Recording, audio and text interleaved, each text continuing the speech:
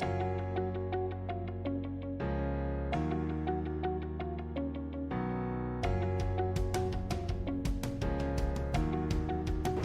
साथियों, मैं Narendra Kumar, demonstrator stand up training centre Amritsar. आज का हमारा टॉपिक है कपलर। भारतीय रेलवे में पहले स्क्रू कपलिंग हुआ करते थे, अभी भी चल रहे हैं, लेकिन धीरे धीरे कोचिंग स्टॉप में भी जो सीबीसी का प्रचलन चल पड़ा है। सीबीसी क्या है? Centre buffer coupler. सेंटर में लगा है, बफिंग का काम भी कर रहा है और कपलिंग का काम भी कर रहा है। तो मैं ज़्यादा लंबा नहीं वीडियो करूँगा, और पहले मैं आपको इसको हमने डिसमेंटल किया हुआ है, सभी इसके कंपोनेंट हमने निकाले हुए हैं, वो उन कंपोनेंट्स के नाम आपको बताऊंगा। ये दो तरह के कपलर हैं। गुड्स स्टॉक में ई टाइप कपलर है, ये हमें इस समय आप जो देख रहे हैं वीडियो पे, ये ई टाइप कपलर है, और ये जस्ट एक मॉडल हमने रखा हुआ है।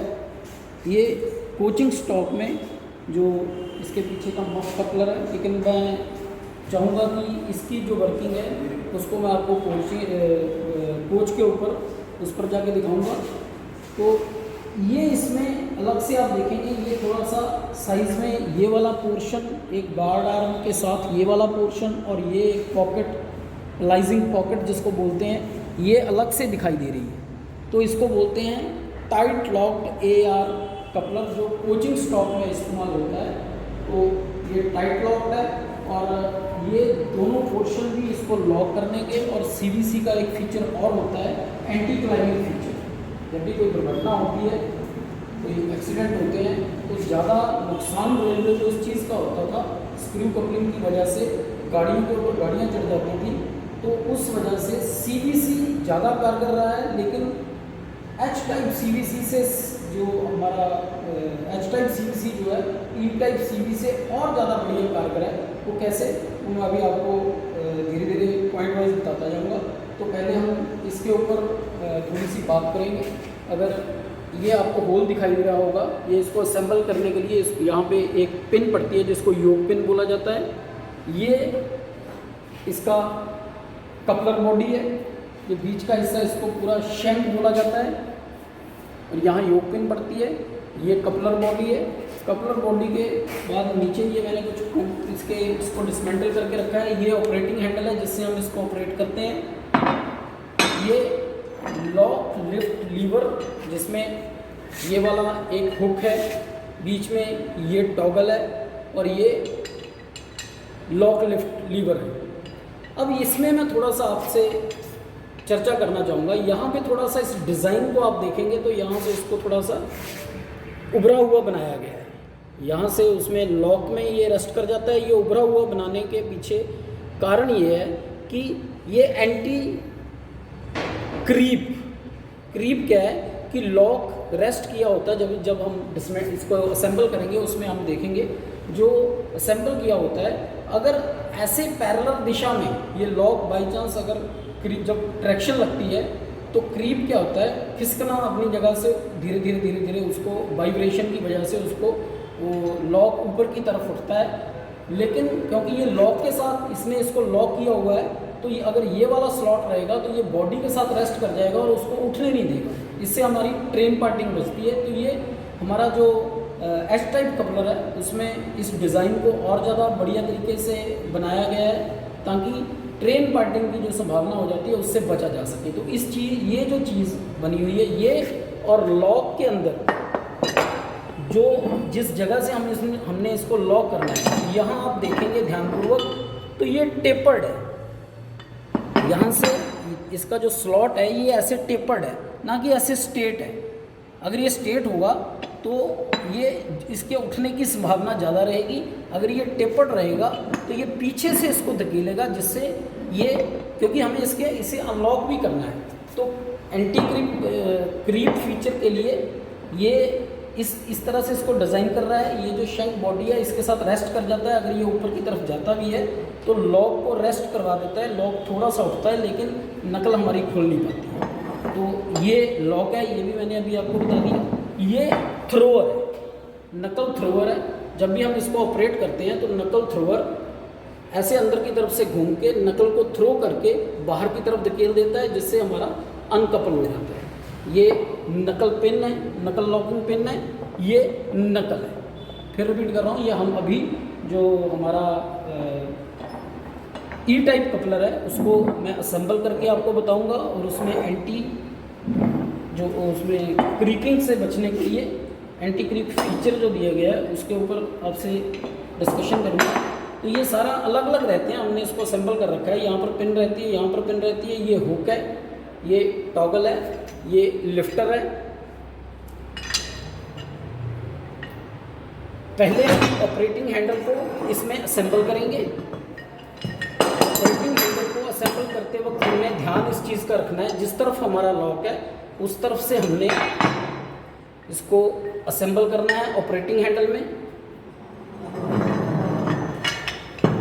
ऑपरेटिंग हैंडल में असेंबल करने के बाद ऑपरेटिंग हैंडल का जो स्लॉट है उसमें से इसको निकाल के इस हुक से इसको कपलर बॉडी के साथ इसको टांग देना है।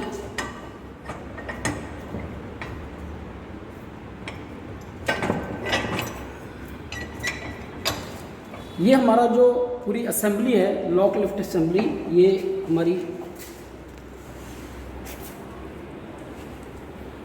तैयार है। इसके बाद ये जो थ्रोअर, जो नकल थ्रोअर है, इसको हम फिर अंदर की तरफ, यहाँ एक स्लॉट बना रहता है, इस स्लॉट में इस स्लॉट को बिठाएंगे।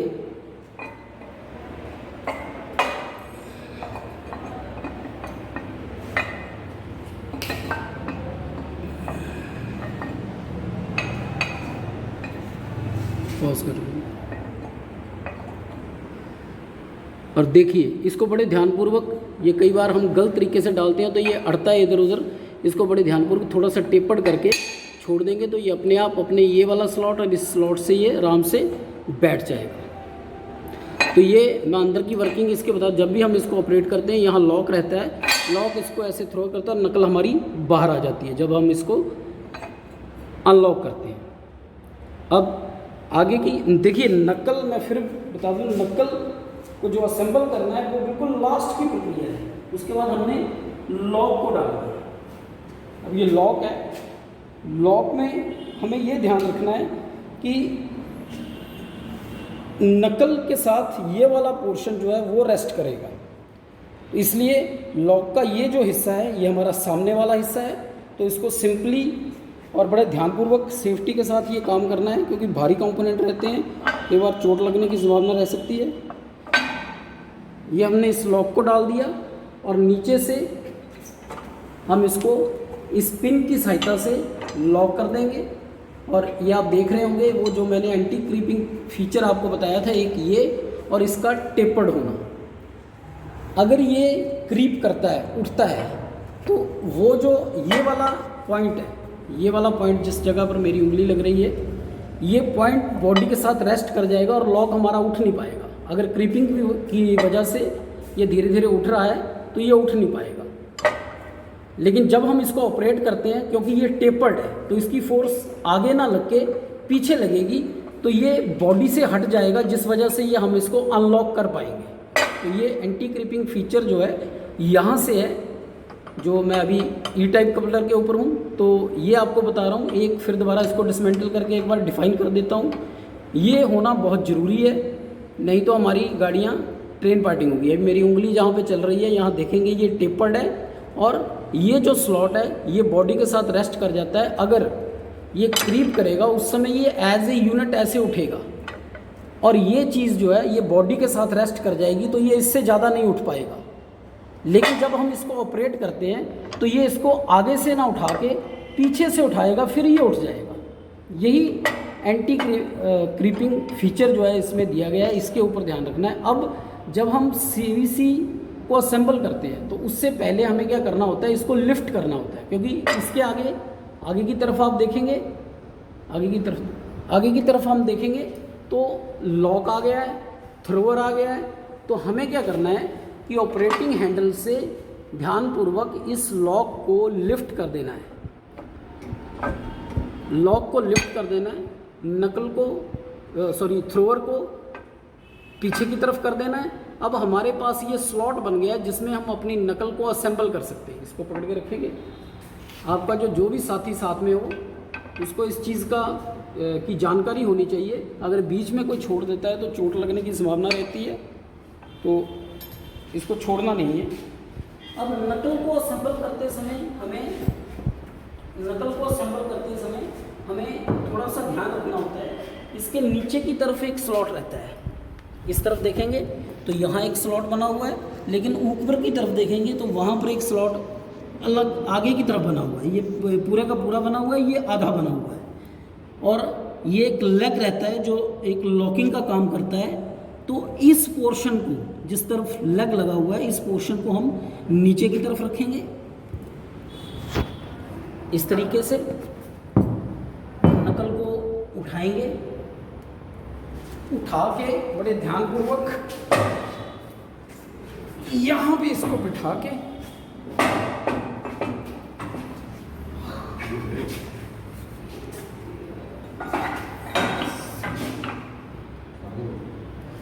यहाँ से इसको बिठा के,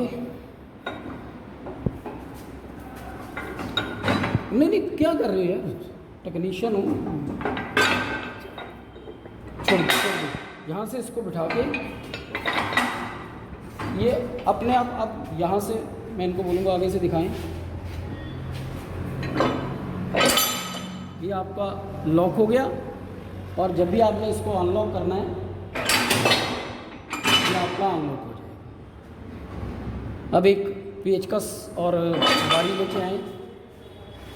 अब क्योंकि ये पॉसिबल नहीं है कि हम हर गाड़ी को उसको डिसमेंटल करके उसके लॉक को देखें और उसको ये देखें, यहाँ से आए वीडियो इस तरफ लेके आए। हमें एग्ज़ामिनेशन के समय इस चीज़ का ध्यान रखना होता है कि जो एंटी क्रीपिंग डिवाइस इसमें बनी हुई है, लॉक के ऊपर जो स्लॉट बना हुआ है वो प्रॉपर सही काम कर रहा है कि नहीं कर रहा है। तो उसके लिए हम क्या करेंगे, ये लॉक के नीचे बारी देंगे और पेचकस की सहायता से इसको पीछे की तरफ यहाँ से धकेल के रखेंगे ऐसे। जिस जगह पे हमारा लॉक है, जो मैंने आपको बताया था जहाँ से इसको लॉक किया हुआ है, वहाँ पर धकेल के रखेंगे कि ये मिसअलाइन ना हो। और फिर हम इसको लिफ्ट करेंगे, और ये देखिए मैं इससे ज़्यादा लिफ्ट नहीं कर पा रहा हूँ। मीन्स अगर क्रीपिंग होती भी है, अगर ये अपनी जगह से खिसकता भी है, तो ये इससे ज़्यादा नहीं खिसक पाएगा, जिससे हमारा ये अनलॉकिंग नहीं होगा। अगर यही इसको आप खोल दें, अगर इसको फ्री छोड़ दिया जाए, तो फिर हम ये देखिए अब ये अनलॉक होने की पोजीशन बन जाएगी। तो जब हमें एग्ज़ामिनेशन के समय हम इस तरीके से इसको देख सकते हैं कि ये हमारा CVC जो है वो सही तरह से कपल है। और इस छोटी सी वीडियो में मैंने आपको ये बता दिया कि इसको असेंबल कैसे करना है। इसी तरीके से अब हम जो है H टाइप कपलर के ऊपर उसमें किन किन चीज़ों का ध्यान रखना है, उसमें जो एक लाइजिंग पॉकेट बनी हुई है और एक लाइजिंग विंग बना हुआ है, वो एक दूसरे में असेंबल हो जाते हैं।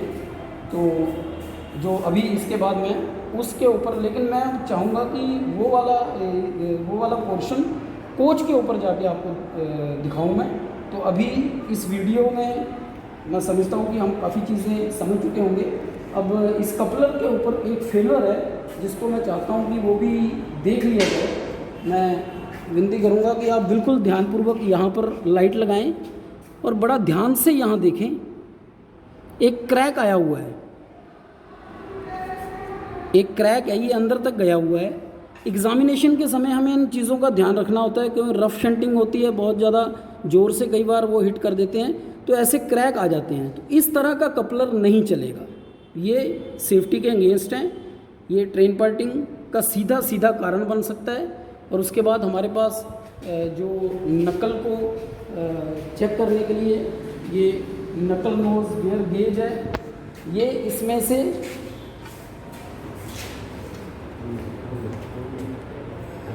खुली अवस्था में खुली अवस्था में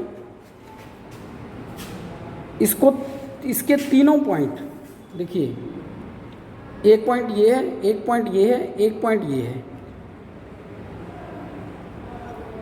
और एक पॉइंट ये है। जो नकल के ऊपर है, ये इसके ऊपर जो फेस के ऊपर है, ये 3 पॉइंट और ये चौथा पॉइंट, ये चारों पॉइंट आपस में लगे हुए पूरे के पूरे इसमें से पास नहीं होने चाहिए। अगर ये पास हो रहे हैं, इसका मतलब हमारी नकल घिस चुकी है। नकल नोज बेयर गेज जिसको बोला जाता है, लगाना ऊपर की तरफ से है और एक हिस्सा इसका ये लग रहा है, एक हिस्सा ये लग रहा है, एक हिस्सा ये लग रहा है। 3 पॉइंट तो ये यहीं पे लग रहे हैं और एक पॉइंट ये लग रहा है, ये भी नकली है, नकल का जो इंटरनल पोर्शन है।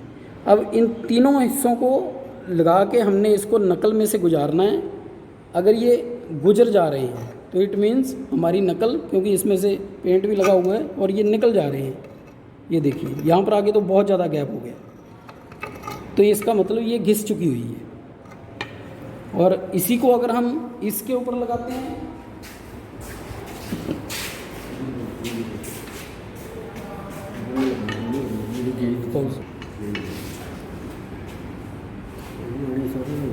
तो इसके ऊपर वैसे जो एच टाइप कपलर के लिए गेजेस दूसरी हैं, लेकिन मैं सिर्फ एक डेमो देने के लिए ये आपको दिखा रहा हूँ। आप देख रहे हैं कि इसमें से ये गुजर नहीं पा रही है, यहीं पर हमारी जो है वो अटक गई है। इसमें कम से कम हम पीछे की बात तो नहीं, लेकिन यहाँ का पोर्शन जो है ऊपर का अगर बात करें तो इसमें ये आ नहीं रही है।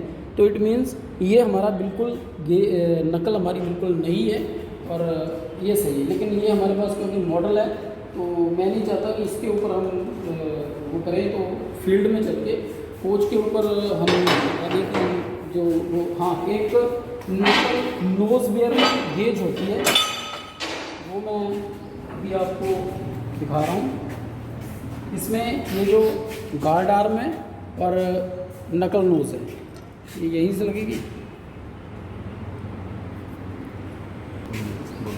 नकल नोज बेयर गेज, अगर ये गेज इस तरीके से हम गार्ड आर्म की तरफ लगाएंगे और एक तरफ नकल के ऊपर लगाएंगे, अगर ये गेज हमारी अंदर की तरफ चली जाती है, इससे अंदर की तरफ चली जाती है, तो इट मीन्स ये जो हमारी ये नकल और ये जो गार्ड है ये घिसी हुई है, तो हमें इसको बदलने की ज़रूरत है, हमें इसको बदलने की ज़रूरत है। तो ये हमारी अंदर की तरफ नहीं जा रही है, बाहर की तरफ ही ये मूव कर रही है। तो इट मीन्स हमारा ये जो गार्ड आर्म है ये भी ज़्यादा घिसी नहीं है, सही है, और ये भी सही नहीं है। लेकिन जैसे मैंने आपको बताया इसके अंदर एक डिफेक्ट है, ये जो क्रैक पड़ा हुआ है ये विजुअल डिफेक्ट है, इनके लिए कोई गेज नहीं है। ये हमें एग्जामिनेशन के समय जब हम एग्जामिनेशन करते हैं तो हमें ये अपने स्किल्स से ध्यानपूर्वक देखना होता है। किसी तरह का भी क्रैक, किसी तरह का भी जो है टूट फूट इसके ऊपर अलाउड नहीं है।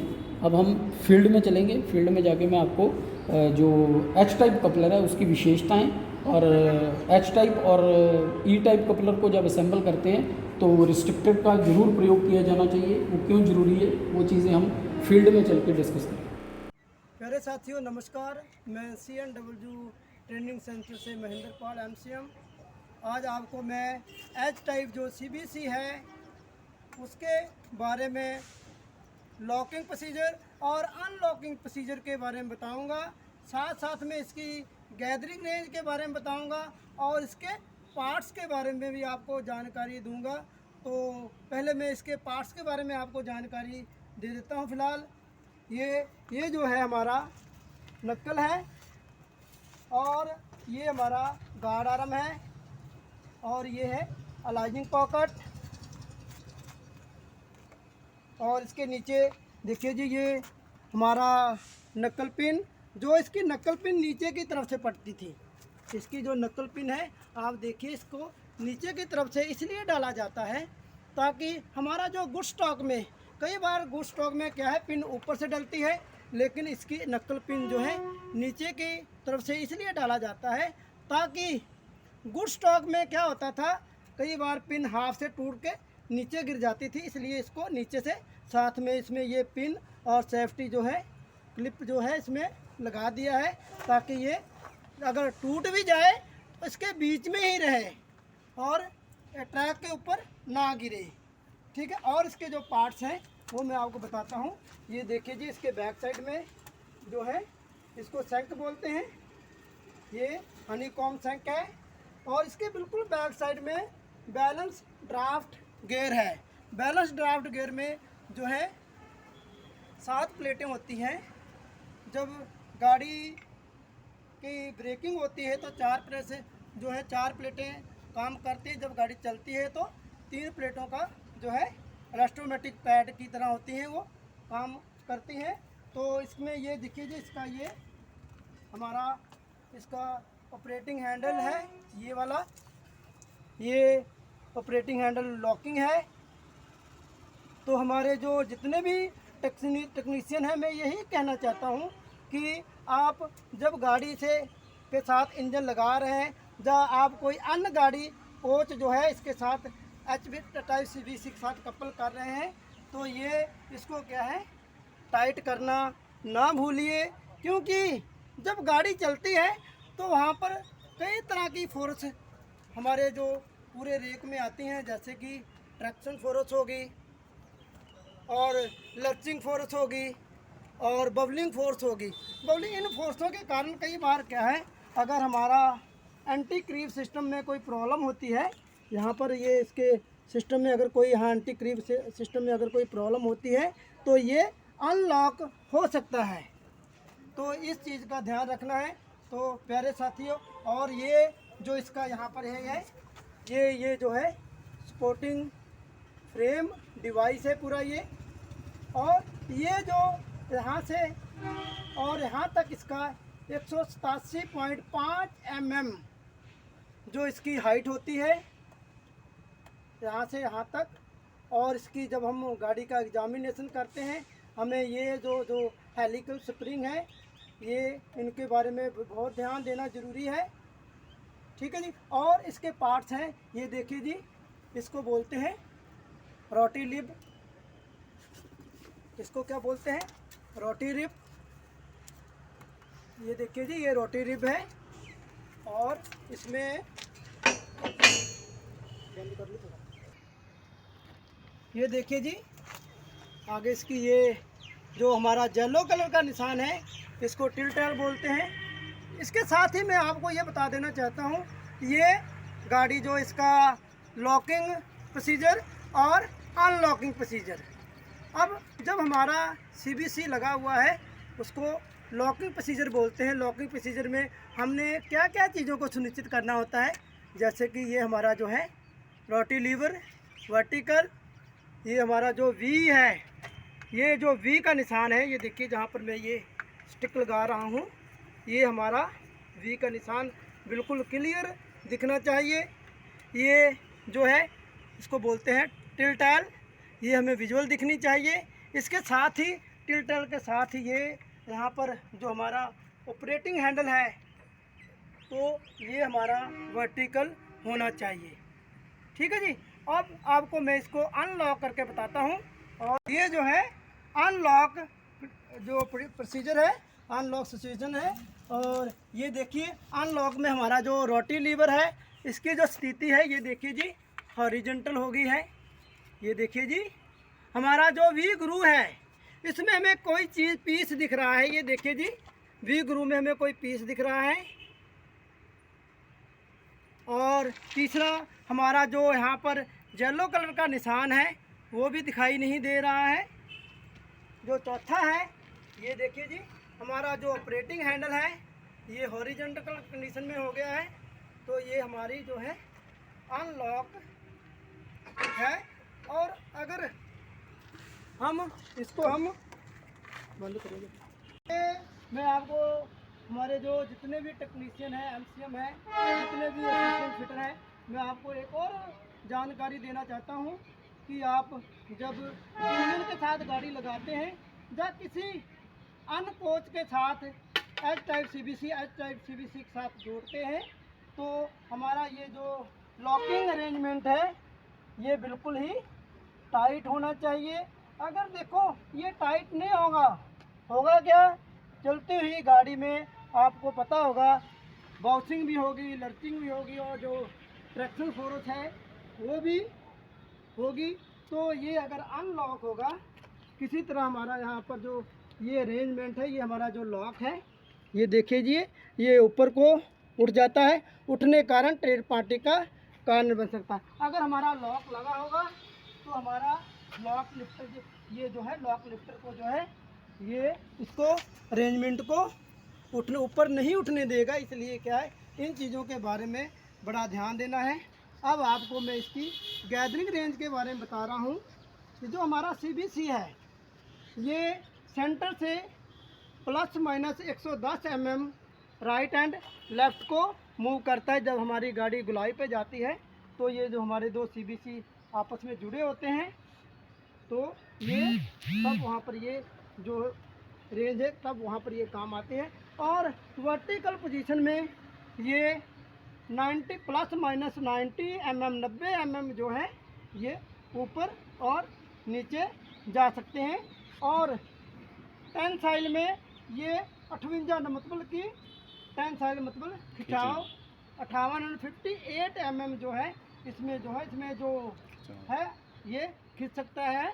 और 80 mm इसमें ये कंप्रेस हो सकता है। ब्रेकिंग फोर्स के दौरान जब गाड़ी में ब्रेक लगती है तब इसमें जो हमारा इसमें गाड़ियों में आजकल ये देखिए जी इसमें बैलेंस ड्राफ्ट गियर जो लगा हुआ है, इसमें जो पीछे जो पैड है वो क्या है जो है 7 पैड हैं।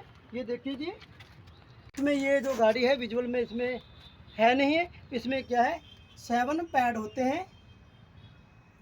ये देखिए जी इसमें ये जो थोड़ा थोड़ा दिखाई दे रहा है इसमें क्या है 7 पैड होते हैं। ठीक है, ये जो पैड होते हैं ये टेंसाइल और कंप्रेसिंग के टाइम पर ये वर्क करते हैं। इलेक्ट्रोमैटिक पैड इनका नाम दिया गया है, इलेक्ट्रोमैटिक पैड होते हैं ये। तो जब गाड़ी टेंसाइल और कंप्रेशन के दौरान ये कार्य करते हैं। और मेरे सभी रेल भाइयों को निवेदन है कि अपना कार्य के प्रति सचेत रहें, अपना कार्य को बहुत ही अच्छे और बढ़िया ढंग से करें ताकि हमारे रेलवे को कोई हानि ना होए CNW के जरिए। ठीक है, अपना काम। प्यारे साथियों, CBC लाने का मुख्य उद्देश्य ये है कि जो हमारे कन्वेंशनल कोच में जो है ICF का कोच होता था उसमें स्क्रू कपलिंग होता था। स्क्रू कपलिंग और बफर गियर जो है अलग अलग होता था। उसमें जब भी कभी भी एक्सीडेंट होता था तो गाड़ियों के ऊपर गाड़ी चढ़ जाती थी और उसमें एंटी क्लाइंबिंग फीचर नहीं होता था। लेकिन जो हमारा H टाइप CBC है इसमें क्या है एंटी क्लाइंबिंग फीचर होता है। मतलब कि कभी भी अगर भगवान ना करे एक्सीडेंट ड्रिलमेंट हो तो गाड़ियों के ऊपर गाड़ी नहीं चढ़ती है, गाड़ी और साइड में हो जाती है। इसलिए इसमें एंटी क्लाइंबिंग फीचर दिया हुआ है ताकि गाड़ी के ऊपर गाड़ी चढ़े ना। और अब मैं आपको थोड़ा आगे बताता हूँ कि ये जो CBC की जो हाइट है वो हम रेल लेवल से कितनी लेते हैं। और इसके लिए हमारे इंडियन रेलवे में जो है गेजें हैं, गेज भी होती हैं। और हमारे पास क्या है ये स्केल है, स्केल से हम आपको बताते हैं। हमने 2 लाइनों के बीच में अगर हमारे पास गेज नहीं है तो 2 लाइनों के बीच में हमने एक स्टिक रखनी है लकड़ी की, सीधी बिल्कुल हो। और हमने क्या है उसके CBC के यहाँ से जो इसकी जो हाइट है खाली हालत में जो है 1090 और 1105 के बीच में होती है। खाली हालत में जो इसकी हाइट है 1090। ये देखिए जी खाली हालत में हम इसकी मेजरमेंट कर रहे हैं कितनी आ रही हैं, 1105 के करीब आ रही है। तो ये जो CBC है सेंटर बफर कपलिंग और लोडेड कंडीशन में 1030 mm से कम नहीं होनी चाहिए। खाली हालत में 1090 से 1105 mm के बीच में और लोडेड कंडीशन में 1090 से कम नहीं होनी चाहिए। CBC का हाइट जो है ये CBC अपना हमारा है ये देखिए यहाँ से सेंटर से यहाँ से जो ये निशान होता है यहाँ से इसकी जो हाइट है यहाँ से ये देखिए जी यहाँ से इसका ये जो हमारा पीस लगा हुआ है इसका जो सेंटर है इसके सेंटर से ली जाती है खाली हालत में मिनिमम 1090 mm और मैक्सिमम 1105 जो है mm इसकी हाइट होती है, और लोडेड कंडीशन में 1030 mm से किसी कम नहीं होनी चाहिए। ऐसी कंडीशन में अगर 1030 से कम है, हम गाड़ी को एग्ज़ाम कर रहे हैं, तो हम क्या है गाड़ी को नहीं चलाएंगे। उसकी जो हाइट को, जो उसकी प्रणाली है, जो उसका है, उसको हम हाइट को उसको मेंटेन करके सिक लाइन पर गाड़ी को भेजेंगे। वहाँ पर सिक लाइन वाले जो है उस गाड़ी की हाइट को, जो भी सिम वगैरह डालकर उसको की हाइट को क्या है मेंटेन करेंगे। सीबीसी हाइट को मेंटेन करने के लिए आई बोल्ट पर, यहाँ पर देखिए, यहाँ पर जो है सिमों का, ये देखिए जी, यहाँ पर सिम LHB की हाइट मेंटेन करने के लिए। और आपका इस वीडियो का देखने के लिए आप सभी साथियों का बहुत बहुत धन्यवाद। ओके, जय हिंद।